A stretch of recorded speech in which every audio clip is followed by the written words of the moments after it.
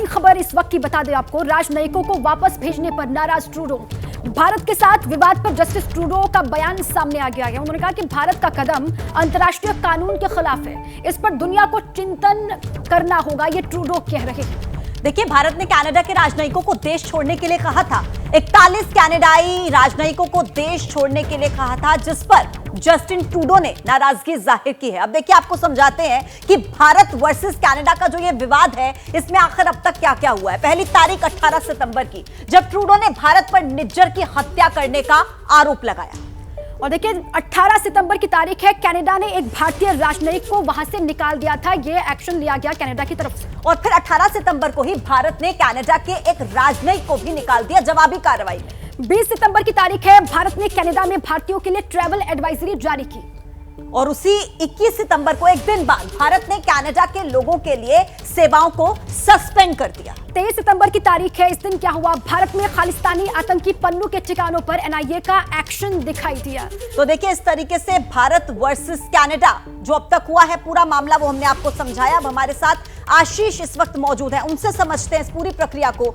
आशीष, जिस तरीके से हम देख रहे हैं कि भारत कहता है कि आप अपने जो राजनयिक है उनको वापस बुला लीजिए, चेतावनी देता है, फिर आगे कनाडा वीजा सेवाओं को सस्पेंड कर देता है। ये जो तनातनी है, ये किस तरफ बढ़ती हुई नजर आ रही है आशीष? देखिए, ये ठीक तो नहीं है दोनों देशों के बीच में इस तरह से बायलैटरल तल्खी इस लेवल तक चली जाए, लेकिन ये भी हमें देखना होगा कि भारत नहीं, कनाडा की तरफ से इसको एस्केलेट किया जा रहा है। भारत ने जो मांग की थी वो बस ये कि आप डिप्लोमेटिक पैरिटी मेंटेन करें ओटावा, जहां पर भारतीय उच्चायोग है, और दूसरा नई दिल्ली, जहां पर कनाडा का उच्चायोग है, कि जो ऑफिसर्स हैं वो इक्वली उतने ही स्ट्रेंथ में हो जितने दूसरे कंट्री में है। और आप होस्ट कंट्री हैं तो आपके पास ये हक है वियना कन्वेंशंस में कि आप ऐसी मांग दूसरे देश के सामने रख सकते हैं।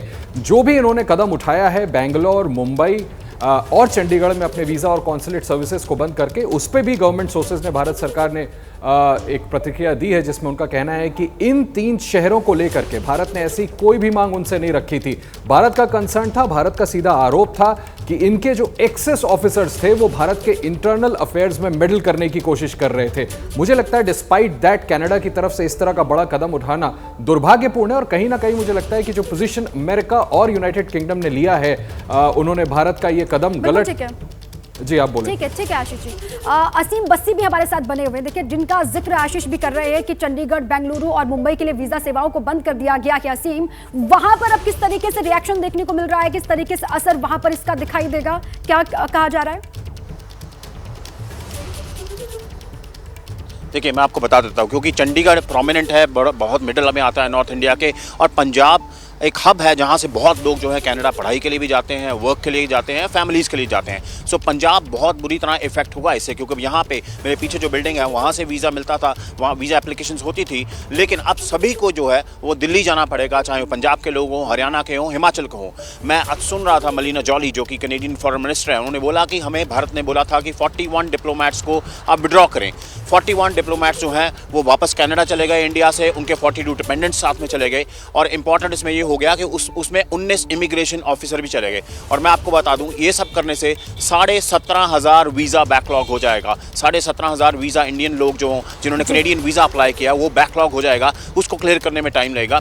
स्टूडेंट्स, विजिटर्स और फैमिली विजिटर्स को सबको बहुत प्रॉब्लम आने वाली है, क्योंकि चंडीगढ़ से बहुत लोग अप्लाई करते हैं, पंजाब से बहुत लोग बाहर जाते हैं। बिल्कुल ठीक है, इन सभी लोगों को तमाम परेशानियों का सामना करना पड़ सकता है, इस बात का जिक्र आप कर रहे हैं। शुक्रिया असीम आपका, लता आपका भी, निधिश्री आपका, और आशीष आपका भी, तमाम जानकारियों के लिए। अब देखिए, भारत और कनाडा के रिश्ते आने वाले वक्त में किस तरीके से आगे बढ़ते हैं, और खराब होते हैं और गहराते हैं, या फिर क्या होगा आने वाले वक्त में, उस पर लगातार नजर है।